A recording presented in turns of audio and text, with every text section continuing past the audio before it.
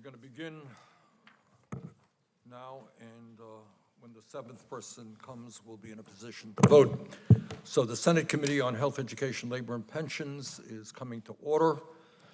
Today, we will be holding a vote to authorize an investigation into the bankruptcy of Steward Healthcare and to subpoena its CEO.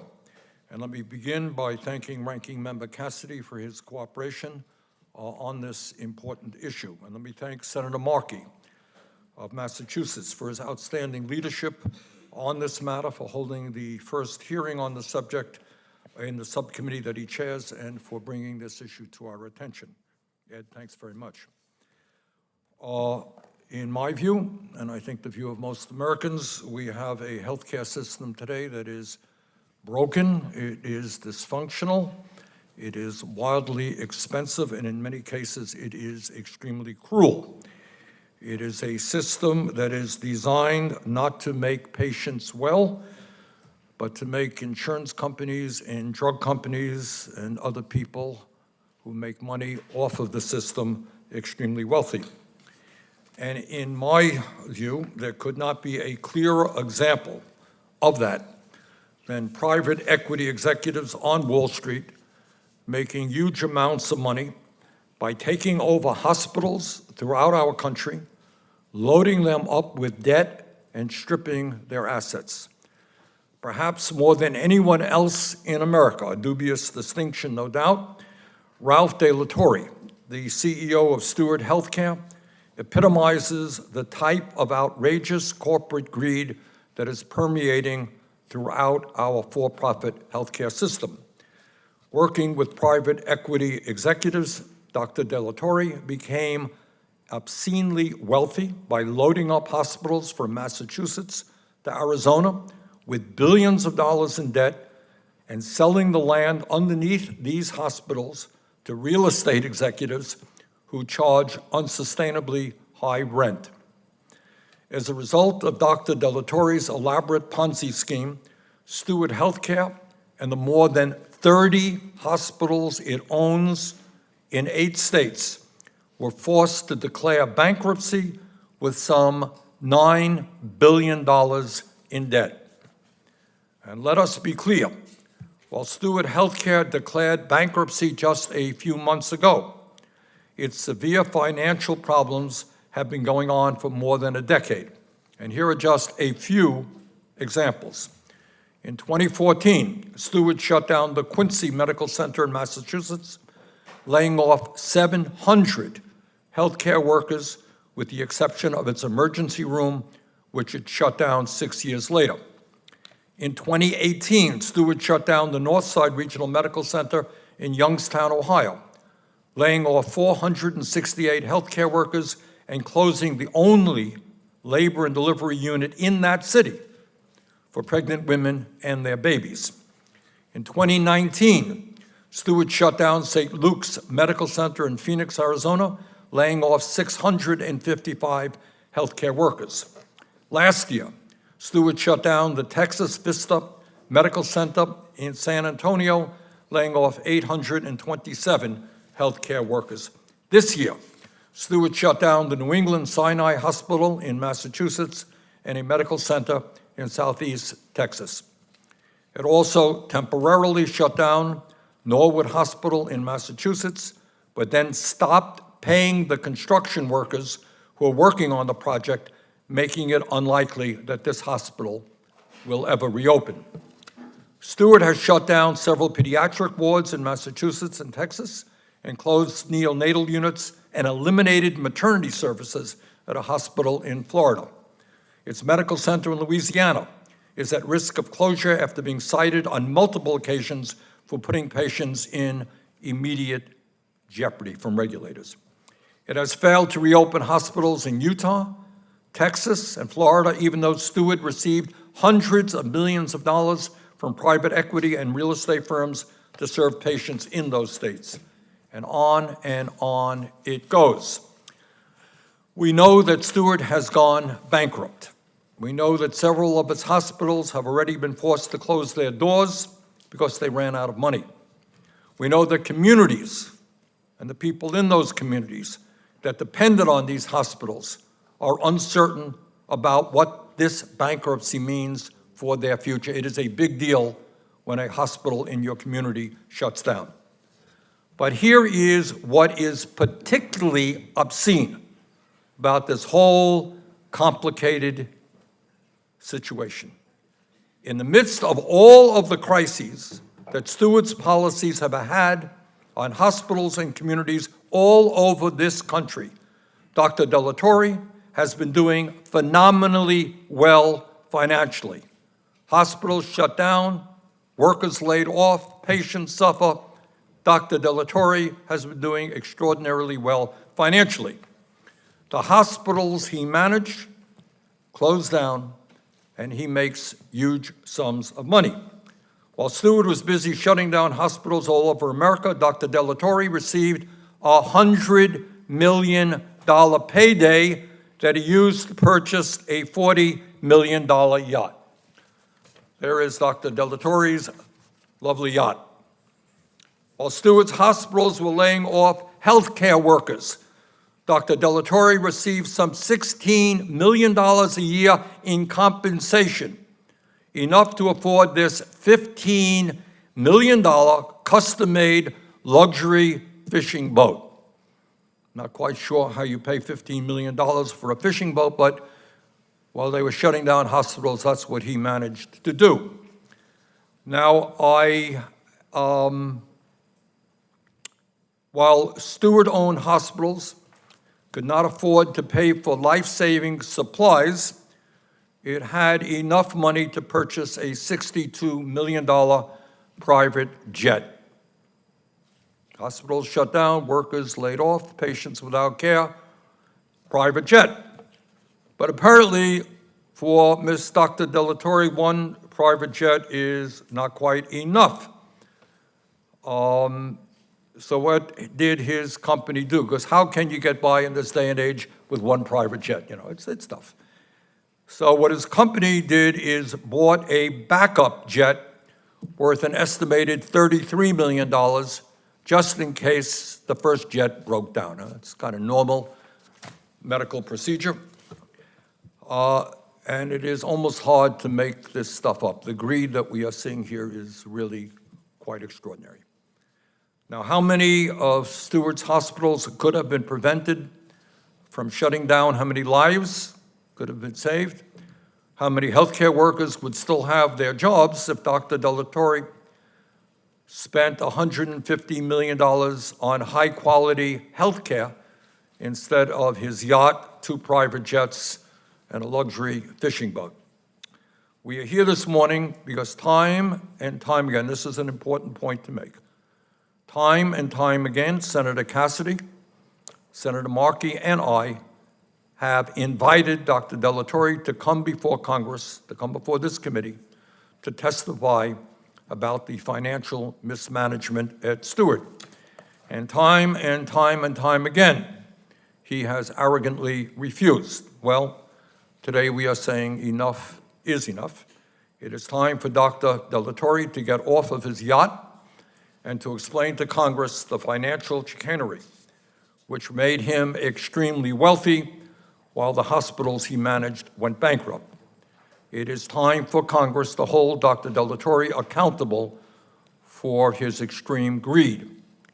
And let us also be clear, this is not just about Dr. Delatorre. Cerebus, the private equity firm he partnered with, made an $800 million profit from its investments in Steward Healthcare. Where did that money go?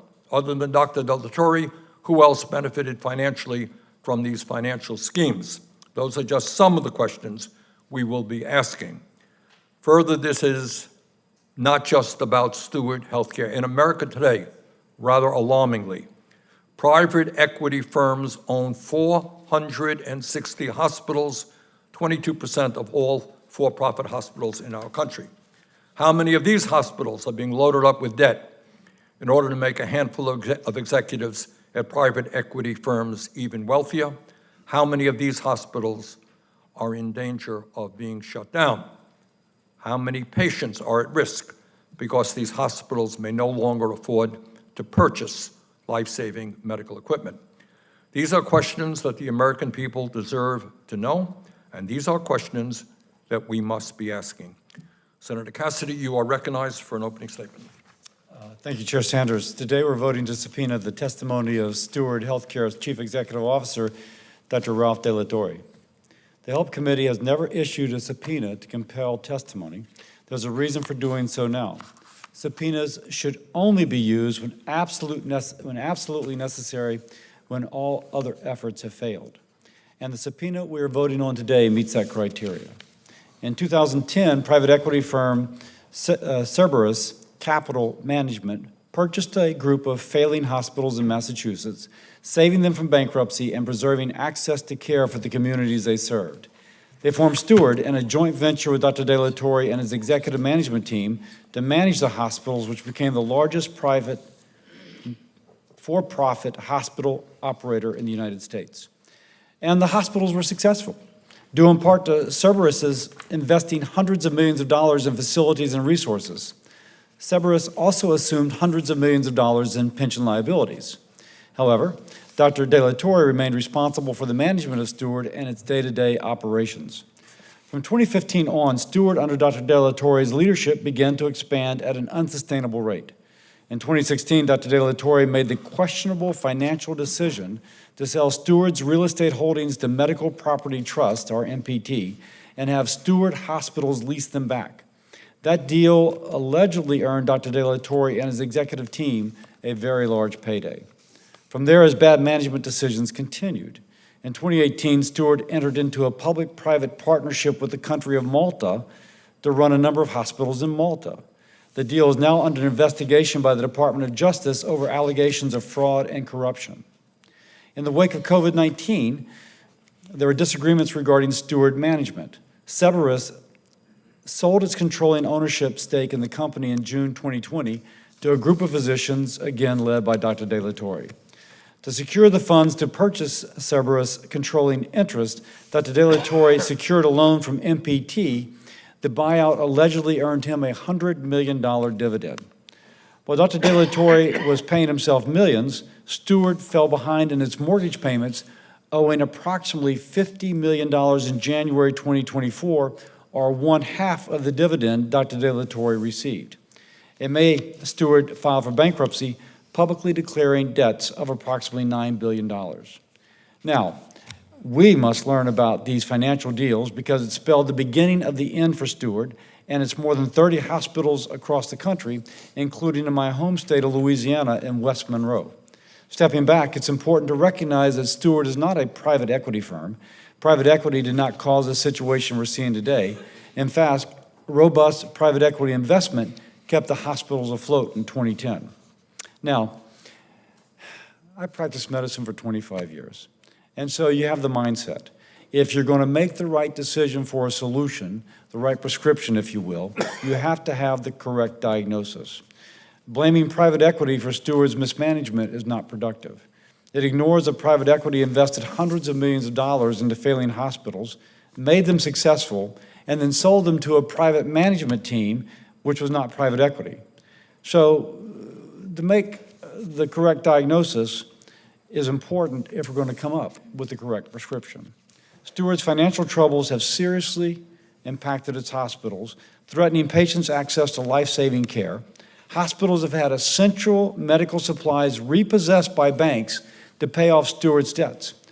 Workers at its facilities have been laid off, leading to a reduction in outpatient services and an increased burden on the remaining staff. The facility in West Monroe is Glenwood Regional Medical Center. According to the reports from the Centers for Medicare and Medicaid Services, a physician at Glenwood in West Monroe told a Louisiana state inspector that the hospital was performing, quote, third world medicine. Because of management decisions resulting in limited resources at Glenwood, the state had to force the hospital to operate at 1/3 its capacity. One patient died waiting for a transfer to another hospital because Glenwood did not have the resources to treat. Inevitably, nearby hospitals, in fact, hospitals across the state, absorbed that burden, straining those facilities' ability to deliver quality care. Addressing this must be a top priority. Reportedly this week, someone may purchase Glenwood, While this needs to be approved by a bankruptcy judge, it's a good sign. Now we need answers as to how Glenwood got to this point. Unfortunately, Glenwood is not unique. At a Steward-owned Massachusetts hospital, a woman died after giving birth when doctors realized mid-surgery that the supplies needed to treat her had been repossessed due to Steward's financial troubles. And these examples are across Steward's hospitals. Dr. De La Torre and his executive team's poor financial decisions and gross mismanagement is shocking. Patients' lives are at risk. Americans deserve answers. On June 25th, Chair Sanders and I asked Steward CEO Dr. De La Torre to testify before the committee. He refused without further discussion and did not counter with another date. He did not offer another company official to appear. Let me be clear, the committee would have been open to working with Steward to ensure cooperation. They ended the negotiation before it started. The decision to subpoena Steward does not come lightly, but the situation is actively impacting patients in the communities we represent. Congress has a responsibility to act. Patients should not be turned away or denied care because of Dr. De La Torre's irresponsible business practices.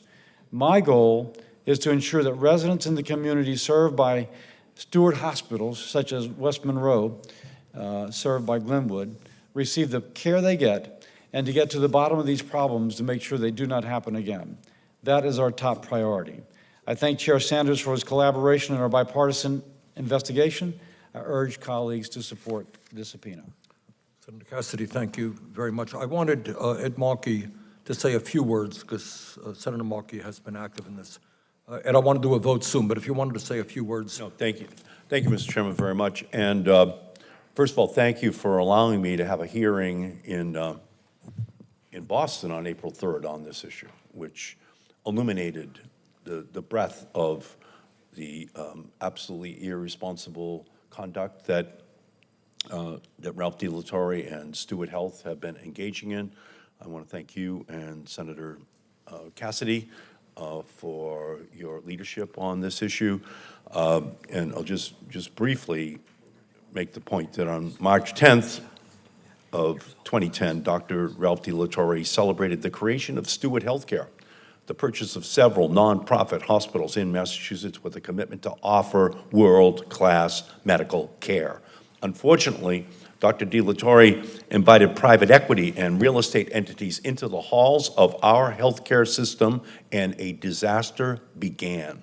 Under Dr. De La Torre's leadership, health providers and hospital administrators watched emergency room lines grow, forced to face patients knowing that they did not have the resources nor the staff needed to provide the world-class care that Steward and Dr. De La Torre had promised as he had purchased the nonprofit Catholic system in our state and turned it into a for-profit system, and he promised even better care. Steward let the physical and financial infrastructure of those hospitals in Massachusetts and Louisiana, Pennsylvania, Arizona, Arkansas, Florida, Ohio, and Texas wither. And while all of that was going on, as you have pointed out, he was purchasing yachts, private jets, personally enriching himself and his other colleagues as this hospital system was left in disarray. And not satisfied with going from just the 6 Catholic hospitals in Massachusetts, which are now in a state of collapse, he then expanded across the country to 30 hospitals in our country, and then went international to Malta to take over their system as well, where he is now being investigated for the very same irresponsible conduct that our committee is investigating here in the United States. So this is a story of private equity with no constraints, taking over a massive hospital system, and then looting it for their own personal wealth, allowing for the health care of the patients to wither while simultaneously enriching the individuals at the top. So I thank you, Mr. Chairman, and Ranking Member Cassidy for this leadership, because I think this hearing that we are going to have here before us is going to be and historic one. It's going to put the focus on the role private equity is playing in this hospital sector. This is not taking over a widget company. It's not taking over a coffee company. This is where they take over hospitals, and they apply the very same standards to those hospitals which they would apply to a widget company. So all I can say to Dr. DiLattoria is you cannot treat communities as expendable. You are accountable. Your day of reckoning is going to arrive here on September 12th in the Health Committee. Thank you very much, Senator Markey, and thanks for your work. Okay, we're going to have 2 votes. I note the presence of a quorum, and we will now move to votes. I move that pursuant to its authority under Rules 25 and 26 of the Standing Rules of the Senate and Rule 17 of the Rules of Procedure of the United States Senate Committee on Health, Education, Labor, and Pensions, the Senate Committee on Health, Education, Labor, and Pensions hereby authorizes an investigation into the bankruptcy of Steward Healthcare, including authorizing the committee to hold hearings for the purpose of taking sworn testimony and testimony by subpoenaed witnesses in this investigation. The clerk will call the roll. Senator Murray. Aye by proxy. Senator Casey. Aye. Senator Baldwin. Aye by proxy. Senator Murphy. Aye by, oh, there we are. All right. Aye in person there. Senator Kane. Aye. Senator Hassan. Aye. Senator Smith. Aye. Senator Lujan. Senator Hickenlooper. Aye. Senator Markey. Aye. Senator Cassidy. Aye. Senator Paul. No by proxy. Senator Collins. Aye by proxy. Senator Murkowski. Aye by proxy. Senator Braun. Aye by proxy. Senator Marshall. Aye. Senator Romney. Aye by proxy. Senator Tupperville. Aye by proxy. Senator Mullen. Aye by proxy. Senator Budd. Aye by proxy. Chairman Sanders. Aye. I have 20 ayes, 1 nay. The ayes have it. The motion is agreed to pursuant to its authority under Rules 25 and 26 of the Standing Rules of the Senate, and Rule 17 of the Rules of Procedure of the United States Senate Committee on Health, Education, Labor, and Pensions. The Senate Committee on Health, Education, Labor, and Pensions hereby authorizes its chair to issue a subpoena to Dr. Ralph De La Torre, Chairman and Chief Executive Officer of Steward Healthcare Systems, to give testimony at a hearing of the committee on September 12th, 2024 at 10 a.m. in 562 Dirksen Senate Office Building, or at such other time and place that may be designated regarding the bankruptcy of Steward Healthcare. The clerk will call the roll. Senator Murray. Aye by proxy. Senator Casey. Aye. Senator Baldwin. Aye by proxy. Senator Murphy. Aye. Senator Kane. Aye. Senator Hassan. Aye. Senator Smith. Aye. Senator Lujan. Yes. Senator Hickenlooper. Senator Markey. Aye. Senator Cassidy. Aye. Senator Paul. No by proxy. Senator Collins. Aye by proxy. Senator Murkowski. Not voting. Senator Braun. Aye by proxy. Senator Marshall. Aye. Senator Romney. Aye by proxy. Senator Tupperville. No by proxy. Senator Mullen. No by proxy. Senator Budd. No by proxy. Chairman Sanders. Aye. I have 16 ayes, 4 nays. The ayes have it. The motion is agreed to. That concludes. Mr. Chair, Yes.